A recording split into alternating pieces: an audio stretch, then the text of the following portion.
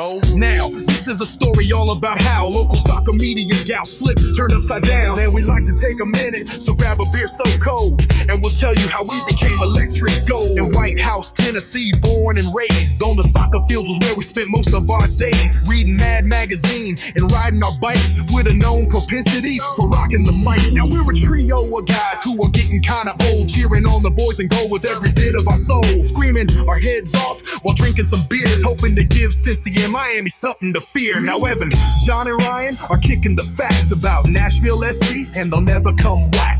If anything, we can say the show is rare. Acoustic blue and electric gold, the only colors we wear. We pull up the goaties about 7:38, and we yell to the refs, yo home, smell you later. We look at the castle, we feeling so bold. We sit on our thrones, we're electric gold. Electric gold. Howdy, everyone. This is Electric Gold. We're recording this on February 24th at 9 p.m.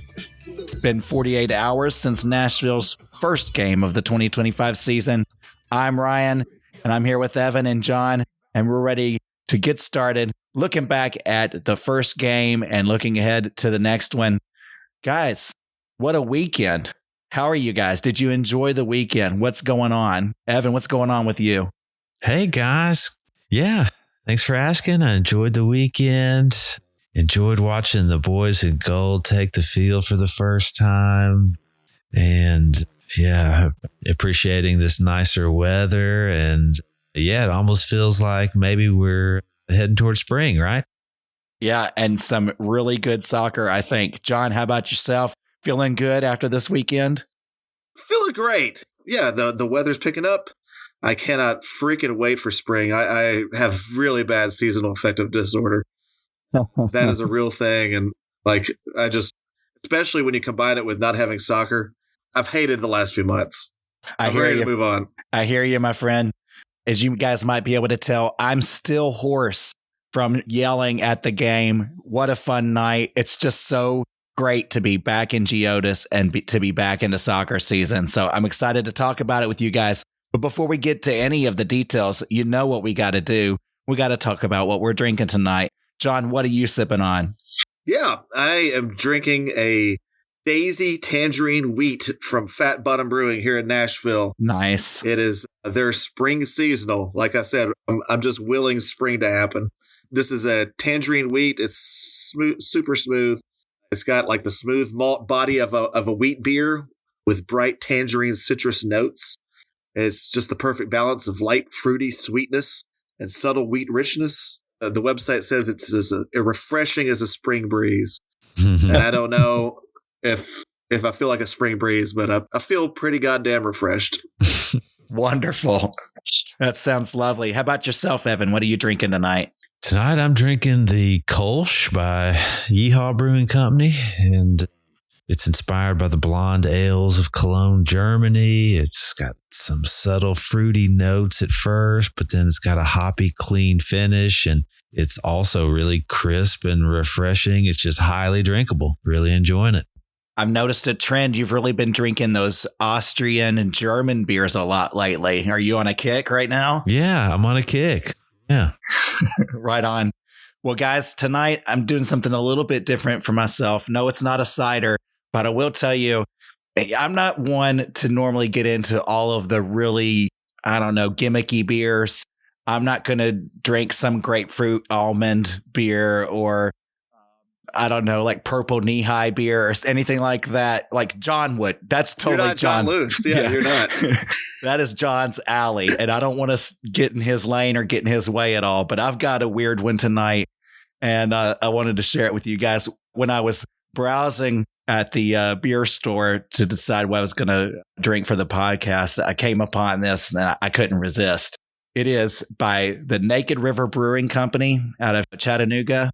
It is the Moon Pie Stout.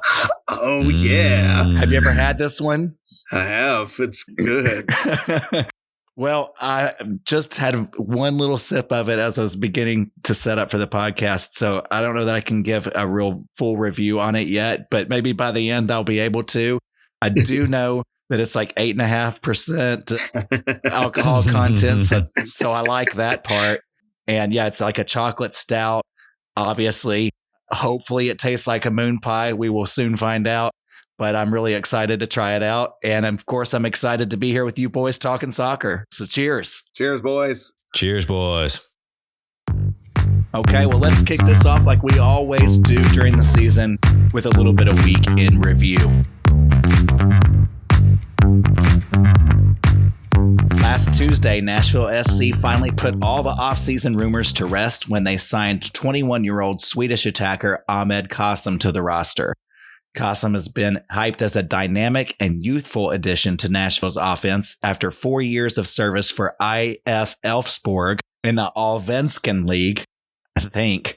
Nice. That's right. During that time, Kassem has notched 67 appearances, scoring 7 goals. 5 of those occurred in 2024 when he became a primary starter for the team. NSC wasn't done with roster moves this past week, as they then signed their 2024 Super Draft pick, 23-year-old defender Wyatt Meyer on Friday.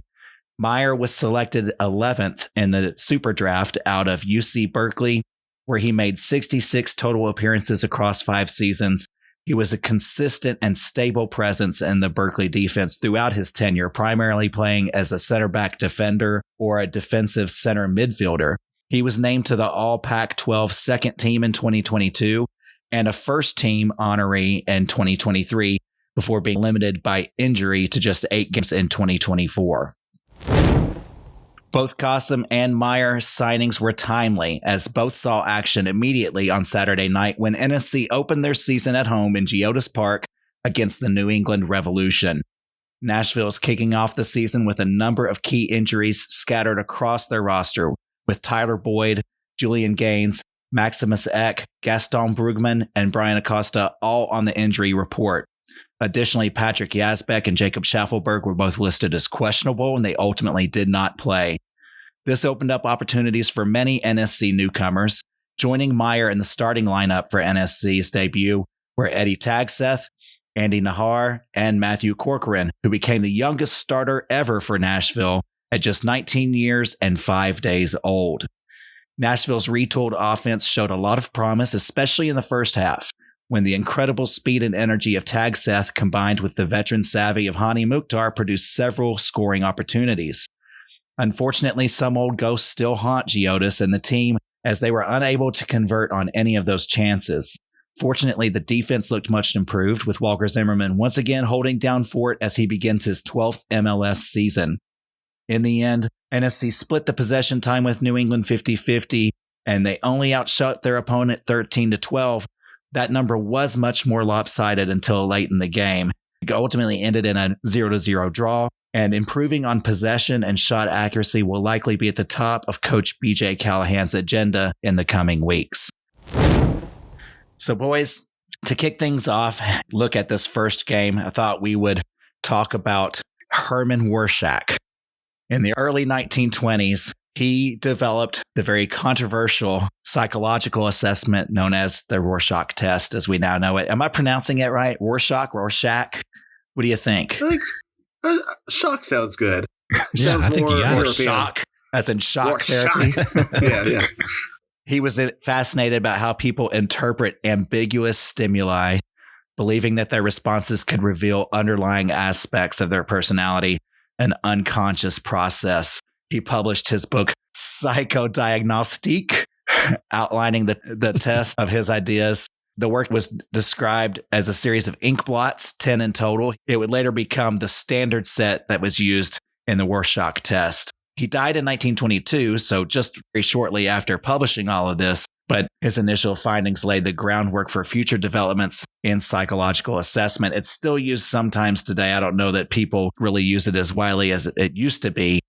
But we're going to use it tonight, damn it, because I want you guys to look at the totality of the first game versus New England and tell me what you saw. I think we've seen a wide range of reactions to what we saw on the field online.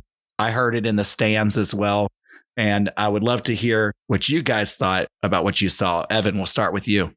Okay. Yeah, this is perfectly apt, I think, because I had my reaction to the match, which I was surprised to find seemed like it might have been in the minority. I was surprised at how many people seemed optimistic by Saturday night's performance because I was not nearly as optimistic about it. For me, it felt like just more of the same. It did not feel like Nashville 2.0. It felt like Nashville 2023, 2024, because we had a home game against a team that finished lower than us last year. And not many teams did, but this was one of the ones that did. We had a home game. We outplayed them. We outshot them. We had higher expected goals, and yet we still didn't get the 3 points. So that's why I was discouraged. Now, I understand that we were without a lot of our players, but again, we outplayed the Revs. And if we keep playing this way in 2025, where we fail to capitalize on opportunities, we're going to finish lower than a snake scrotum in the standings. Okay. we have got to start scoring goals when we have the chance and stop squandering points, especially with ties at home. What do you think the main reason is that even though we outplay the team, we don't get the win? What's the bottom line here? What's the issue? Well, it's clearly finishing, but I don't understand why that is the problem, because these men are professionals. They have played soccer nearly every day of their lives for the last 20 or more, right? Yeah. Yeah. They get paid to do one thing, and that's to put a ball in the back of a net. And they work on it all week in training.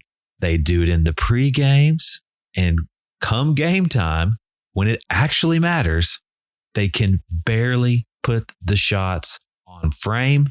And if they do, how many times does it go straight to the goalkeeper? I don't understand it. Great point. I think the stat was 13 shots, only 3 on target. So definitely they were lacking in quality shots. John, Rorschach test for you. What did you see? You were there in person. I was there in person. And yes, I too have seen optimism. I think it's mainly because it's new players and we don't know fully what to expect from them yet. But overall, I saw a lot of people say, it was a tie that felt like a win.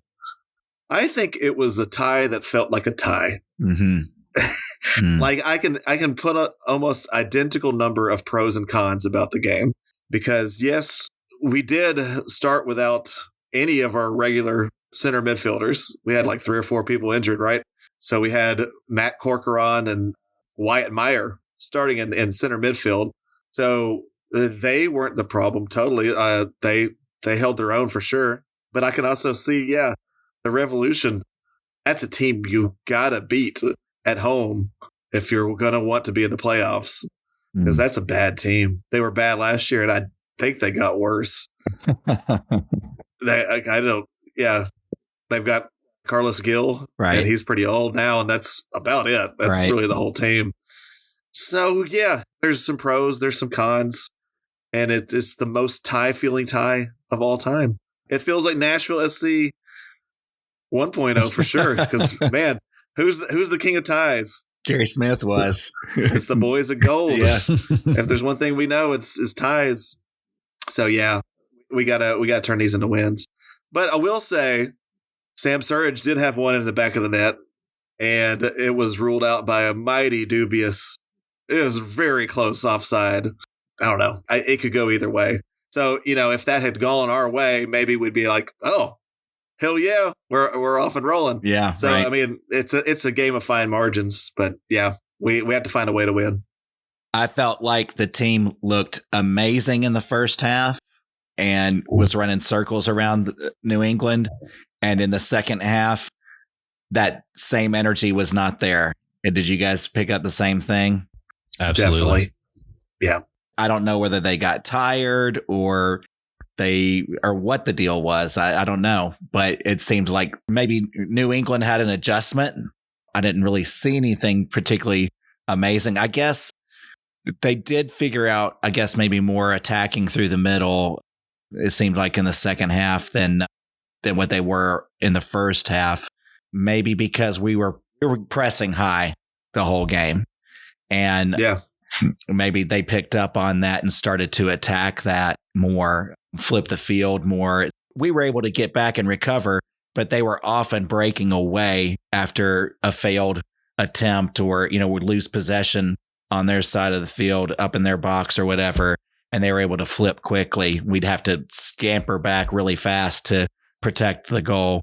So it just seemed like in the second half, we didn't have the same amount of possession, the same amount of good shots.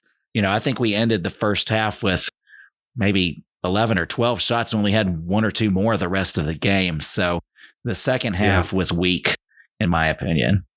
So you guys are both lukewarm then. I was expecting at least like one really positive and maybe one negative, but you guys, I think, are around the same, are seeing the same thing in the ink blot, which is Well, yeah, I mean, it sounds like it, but I definitely feel like it was a tie that feels like a loss. So if that helps you differentiate, then there you go. So you are definitely more of the pessimist than John is, So. Yeah, and that was hard to believe. Well, and I have found, just to tag what I said earlier, I have found myself being way more pessimistic after this match than a lot of other people who are usually more pessimistic than me. I'm usually kind of like the one who's a little bit too optimistic. So it's been an interesting dynamic to expect some people that I've, talked to about the game since see it a whole lot differently than I thought they would. So anyway, there you go. And so should we explore this further and talk about what does that say about you in this point in your life? Like, what is this explaining about you psychologically right now, Evan? And, I mean, it's okay. Break out of the winter doldrums. It's going to be okay. There is sunshine ahead. I promise. Are you guys going to put me on the couch? You guys going to put me on the couch here? Yes. That's a good Scary. segment. Scary. Put him on the couch. We won't put you to that test just yet, but perhaps next episode, if this team plays poorly, we're going to start to have some psychological sessions, counseling sessions with you. Yeah, we might have a new segment called Put Evan in the Straitjacket. All right, well, let's move on, guys. Let's talk about some actual good things that happened this past week. Let's do Oh Hell Yeah.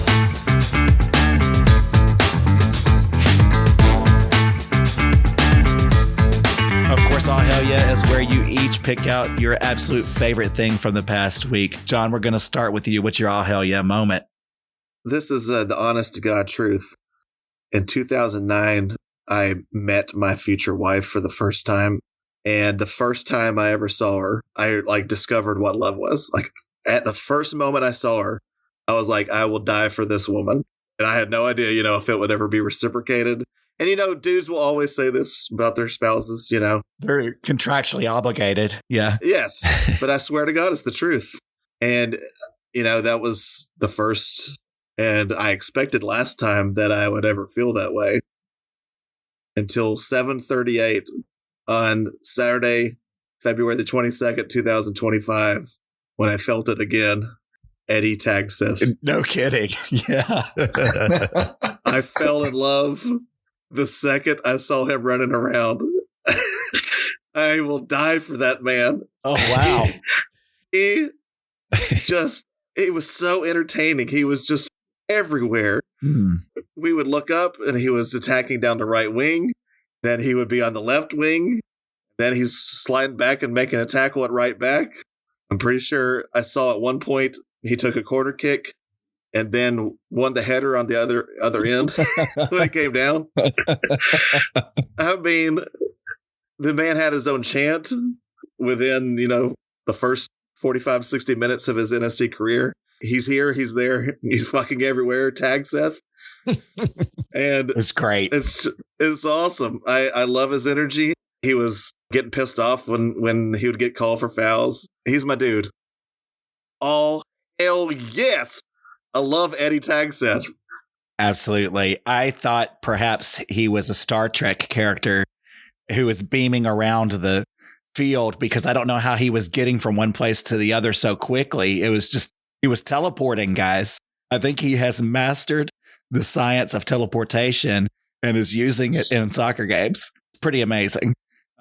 I also challenge anyone who watched that game to tell me what position he played. Yeah, I don't know. He was just Eddi, man. It's just Eddi. You can't put him on a page. Right. You can't put any labels on him. If anything, it would be all of the above. Yeah. I think he played goalie part of the time too. I'm pretty sure I saw him selling one of Daddy's dogs at the concession stand, you know? No doubt. Yeah, he was definitely a bright spot in everything. So how about you, Evan? What's your all hell yeah moment? Yeah, clearly Tagseth was the highlight of the match, but I do have another bright spot, and that is our super draft first round pick, Meyer. He looked really good for a young new player playing slightly out of position, right? So it sounds like his background is more of a center back, but of course we're fairly deep there and so desperately, missing key players in the midfield that he stepped right in and did a heck of a job. I mean, he had one really good shot on goal. He had another good opportunity that he hit wide. But again, this guy's coming in brand new to the league and looking that good. I say, oh, hell yeah, buddy. You keep going and you're going to get your minutes. Yep. I thought for a guy straight out of college who was signed the day before. Yeah. Wow. He really looked good. And I'll tell you also in person, just his size is impressive. He's 6'2". He's broad shouldered. The guy was cut out of like a defender mold, like what you want for, a big defender back. If he develops the skills and stuff, we could be looking at our Zimmerman replacement down the road, guys. Really, I think that's totally possible. His size and frame and everything makes me believe that's what they were thinking when they drafted him. And he's a left-footed passer. I love my lefties. Yeah, absolutely. And so he reminded me a little bit of Godoy, like at his best. That sweet left-footed passing out of midfield. Yeah, great foot skill, great contribution to the offense throughout the match. Two really great new additions to the team. Those are great choices, but you're both wrong because the actual all hell yeah moment happened actually before the game started. Yeah. I heard it ringing through the speakers of the stadium.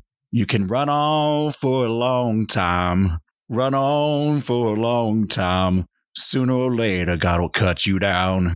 Sooner or later, God will cut you down. That was beautiful. They brought it back. Johnny Cash is playing before the games. I hope this is going to be permanent, but they played the song in its entirety. There was no cheesy rock song. And when they played it, the lights went out. Yeah. And you started to hear the beat. And I mean, it was like there was some excitement. And I was like, oh, yeah. Oh, hell yeah. Oh, hell yeah. We are back. We are in Geodis. This is Nashville. Yeah. And I just think this podcast, we need to take maybe 72 to 74% credit for getting that song back because I know we were harping on it all last year. But man, it made such a difference to the energy at the beginning of the game. I think we did it. Pat ourselves on the back, boys. Yeah, absolutely. This is all us. We'll take credit easily. But yeah, that was the true oh hell yeah moment of the evening. So okay, guys. Well, let's talk about the not so great stuff while we're at it. This is time for oh hell no.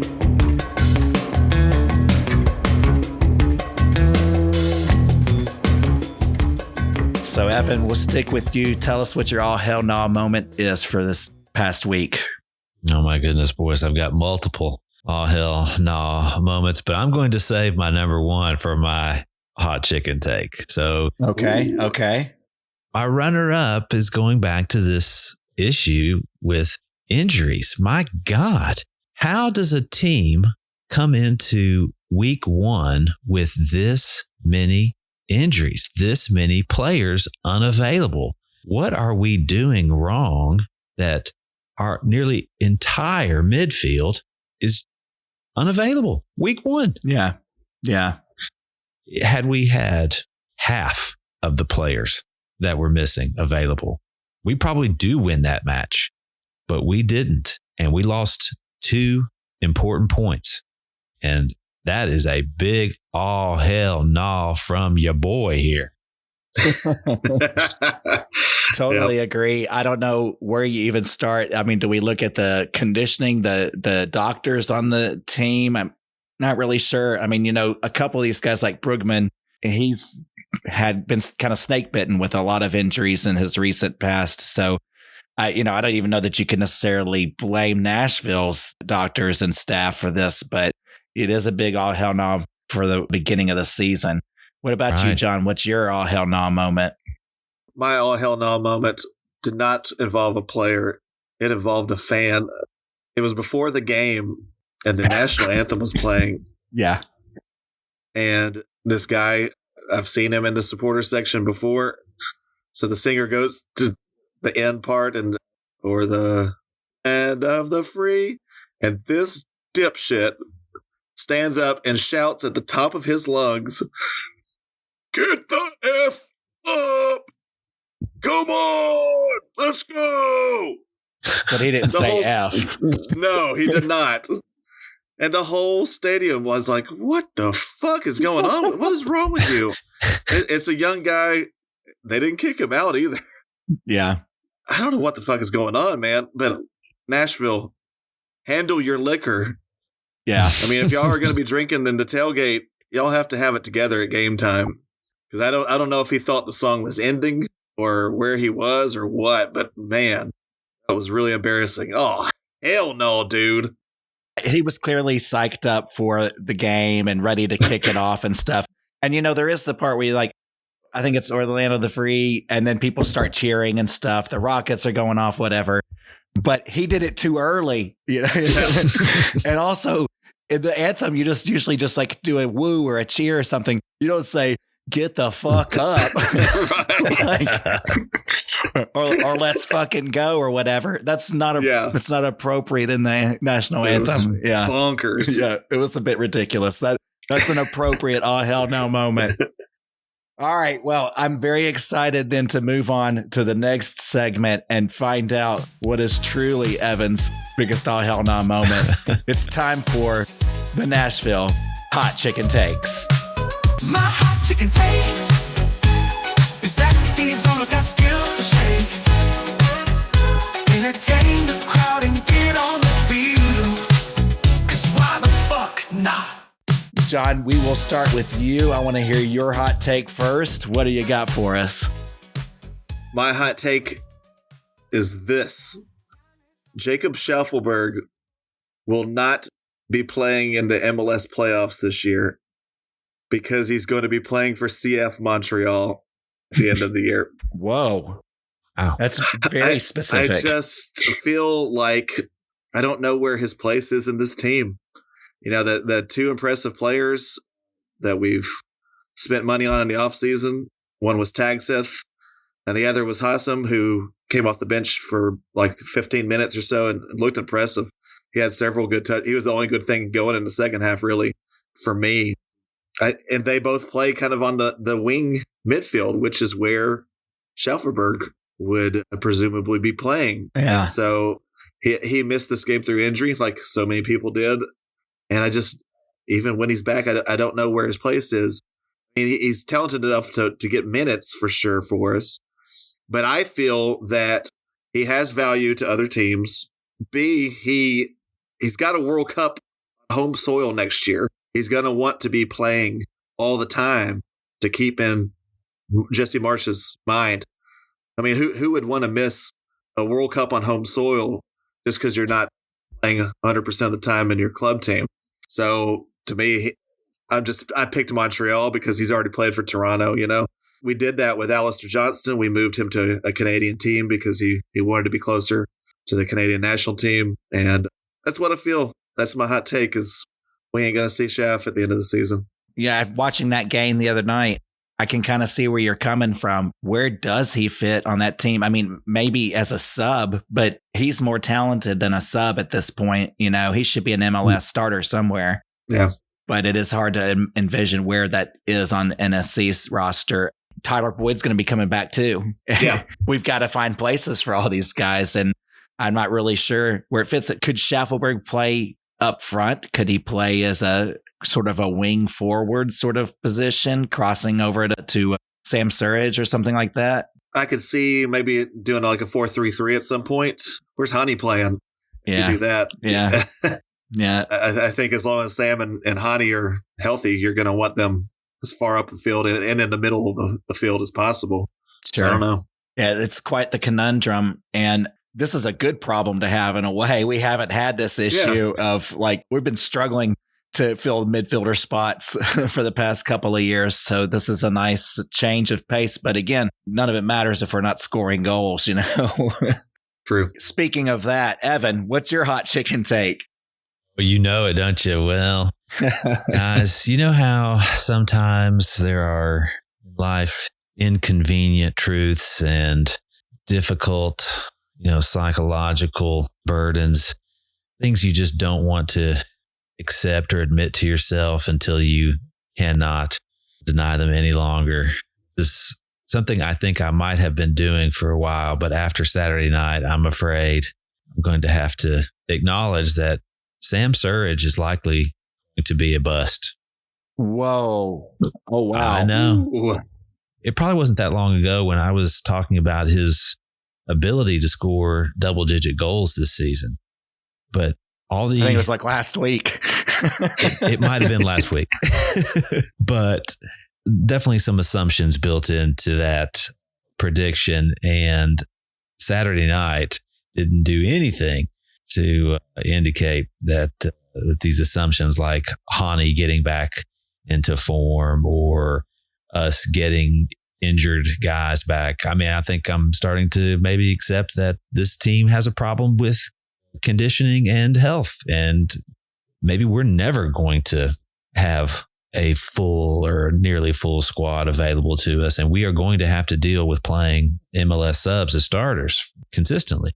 If that's the case, all the pieces are not in place for Sam to get his goals because he clearly needs lots of chances. He needs pretty clear and open shots on goal because if he's contested at all, he's probably not going to be able to keep from heading or shooting straight to the keeper. Or if it's on his foot, he doesn't seem to know what to do as often as he should as a true striker, the ball at his feet. So again, that's a long rambling answer to tell you that my hot chicken take is that, boys, I'm afraid Sam Surridge is going to be yet another NSC bust.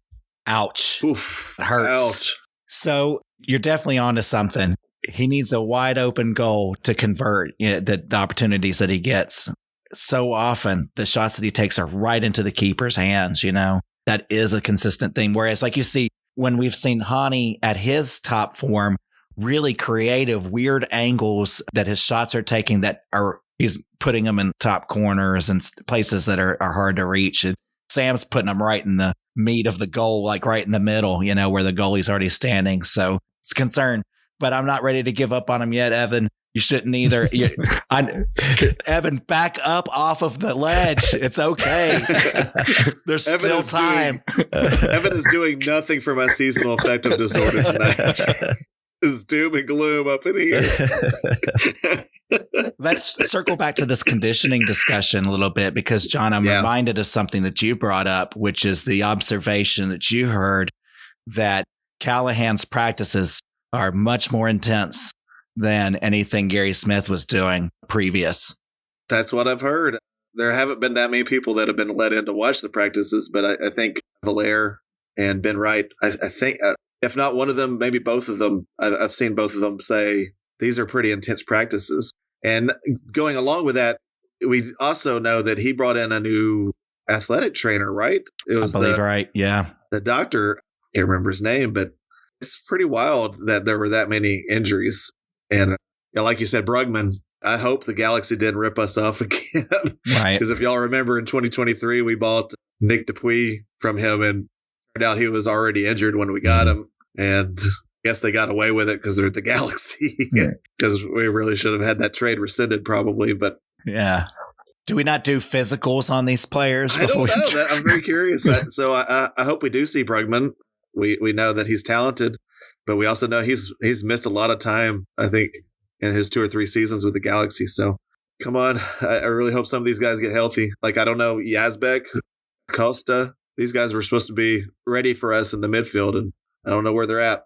Well, I guess we're lower body injury FC. Yeah. They're supposed to be important key contributors in the midfield, not just bodies, but like starters. Hopefully, this is going to be a short-lived issue, and we're going to see a bunch of these guys coming back soon. All right, guys. So another thing that we're doing this season, BJ Callahan set a goal for the team. He wants to see 50 goals scored this season. So each time they score a goal, we're going to count down 50 of our favorite things in life. And depending on how well the team does is going to determine how many things we actually get through and how many things we get to share with our fans who are dying for this information. They're just, they're out there begging to know more about us and what we love. Yeah. But it's all up to the players on the field to make it happen. And so this week, let's see how many. Oh, yeah, they scored 0 goals, so we won't be talking about it at all. Sorry, everybody. Tune in next time. Maybe you'll get something. The people want our opinions. Yeah. Like Electric Gold. What is the stuff you guys like? Well, tune in next time. Maybe you'll find out. If you're unhappy about it, maybe you need to tweet at Nashville SC and say, get some goals scored, boys. For real. All right, guys, let's do a quick wrap up. Let's look ahead with a week in preview.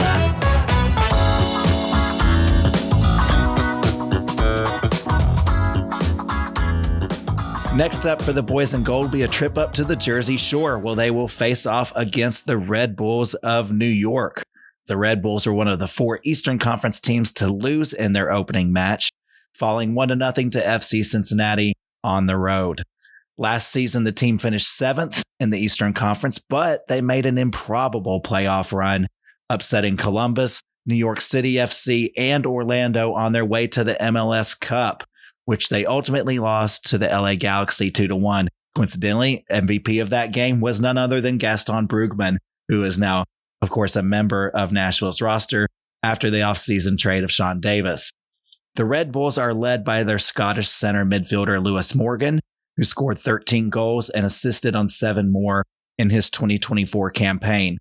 All right, boys, we've got a decent opponent coming up next, though they didn't look so great out of the gates. Of course, they were playing against Cincinnati, who's going to be one of the top teams in the league, probably. What are your thoughts? It's going to be on the road. What do you think is going to happen? Evan, try and get the storm clouds out of your view and tell us what you think is going to happen this week. Oh gosh, do we have any indication at all about who will be available this week that wasn't available, or this coming week that wasn't available this past weekend? We know anything? Do you think that we're going to get information from Nashville SC about this kind of thing? Well, we'll find out when they drop those lineups. Yeah. What team are you watching? Okay, so if it's the squad, roughly the same squad that we fielded Saturday night, we'll lose up there. If we get some of our better, more expected starters back available, then I think we can probably manage a tie. I'm discouraged, boys. I'm not going to lie to you. Okay, so in the last injury report, questionable were Schaffelberg and Brugman. Schaffelberg and Yazbek. So it's very possible, I think, that we see them available in this game. I can't speak for certain or anything, but since they were questionable this past week, you would expect that maybe they will progress off of that to an available status. Whether they come off the bench or they start, who knows? But I think that it's certainly reasonable to expect that they might be available for the game. But we'll see. Yeah, I've never seen much out of Yazbek, so I don't think that makes much of a difference. If Schaffelberg is back and is more like the 23 Schaffelberg, then yeah, we can win that game. But we haven't seen that Schaffelberg in a long time, so we'll see. Sure. I understand. All right, John, what's your predictions for this week? First of all, fuck the Red Bulls. I mean, word. It's not really a soccer team. It's an advertisement. And their name is a lie. They don't play in New York. They play in fucking New Jersey. Right. But they do have, technically, Jurgen Klopp is involved with them now because he's the some football director of all of Red Bull's teams across the world. I'm sure he has no idea who plays for the New York Red Bulls. I can't go against him. So yeah. I think it's going to be a tie.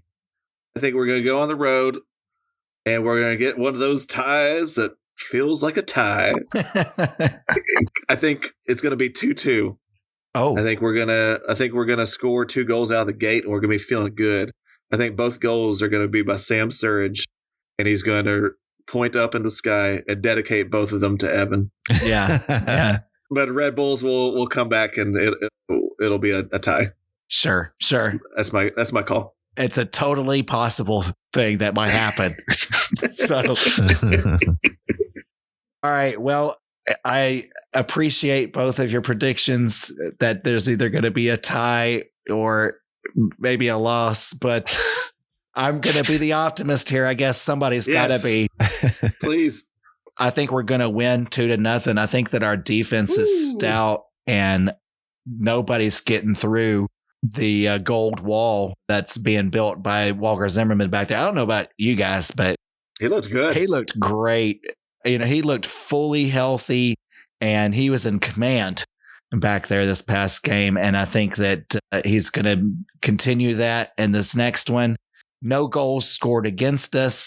We're going to get 2, and Surridge may get 1, but Hani Mukhtar is definitely going to score. And it's going to be like old times again. And I wouldn't be surprised if we see old Eddi Tagseth involved in at least 1 or more of those. He is just an incredible force that cannot be denied on the field. I'm so excited to watch the next game just to see his teleportation powers as he moves around the field. So that's my prediction. You know what else he can do? What's that? He can take corner kicks. Oh. Yeah, we didn't even go on that. Yeah, seriously. They were good. He was putting them in the right spot over the first man. Yeah, it was great. And you know what else, too? When they took the field and they were doing the starting lineup, my daughter attends the games with me. And when they flashed old Eddi up there, her immediate reaction was, oh, my God, he's so hot. I cannot disagree. We may have lost old McNaughton, but we've got a new heartthrob in town with Eddi Tagseth. So, Vandy sorority sisters, be on guard. Here comes Eddi. All right, guys. Well, listen, I appreciate it. It's been a fun evening. I appreciate looking back at the game with you guys. Looking forward to next week. Before we wrap up, John, let the people know how they can get in touch with us. People, we are Electric Gold NSC on X, formerly Twitter, and on Instagram. We're on Facebook as well. Give us a shout. Follow us, like us, just holla at us. I saw our buddy Steve, I think, was playing us at the tailgate last weekend. We sure do appreciate that. That is just so cool. And check us out. Shout at us. Let us know if we're your cup of tea or not. Excellent. Right. Well, thank you, everybody, for tuning in and listening. We appreciate all the support. Keep on tuning in. Keep downloading the podcast. And, of course, keep on cheering the team. Keep rooting for the boys. Stay optimistic. And keep on saying it. Come on, you boys and gold. Come on, you boys and gold. Come on, you boys and gold.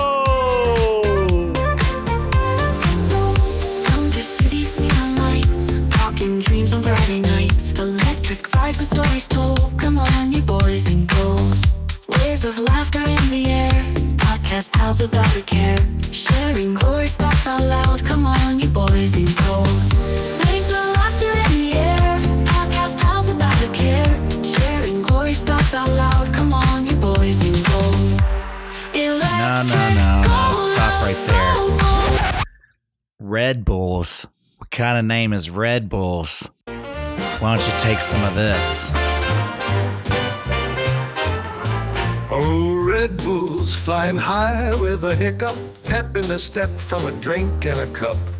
You call it soccer, but it's more like a rush, just a billboard trying to sell us some gush. New York pride, but you're parked in Jersey. Fake city claims, oh the irony. Empty bleachers with no one to cheer in this ghost town stadium. We hear the sneers, running on caffeine fumes and stale dreams, pretending to be serious it seems. You ain't got no fans, no roar in the crowd, just an empty echo shouting out loud. Mascots kicking and flipping for fame, but you're just a product playing a game. Sipping that stuff won't bring you cheer. Your liquid courage can't hide your fear. Oh, Red Bulls, this ain't no surprise. Corporate colors won't mask your lies. Lost in the swamps where you reside, far from the glimmer of New York pride. Field so green, but it's paint from a can, trying to boost a brand. Oh, what a sham. Fans are ghosts with nothing to toast. Your glory days long turn to dust. New York pride, New York pride, but you're da-da-da-da. New York pride, New York pride, but you're parked in Jersey. Fake city claims, oh the irony. And the ebony, running on caffeine fears, running on caffeine fumes and stale dreams, pretending to be serious it seems. You ain't got no fans, no roar in the crowd, just an empty echo shouting out loud. Mascots kicking and flipping for fame, but you're just a product playing a game. Sipping that stuff won't bring you cheer. Your liquid courage can't hide your fear. Oh, Red Bulls, this ain't no surprise. Corporate colors won't mask your lies. Lost in the swamps where you reside, far from the glimmer of New York pride. Field so green, but it's paint from a can, trying to boost a brand. Oh, what a sham. Fans are ghosts with nothing to toast. Your glory days long turn to dust. Oh, field so green, but it's paint from a can, trying to boost a brand. Oh, what a sham. Fans are ghosts with nothing to toast. Your glory days long turn to dust.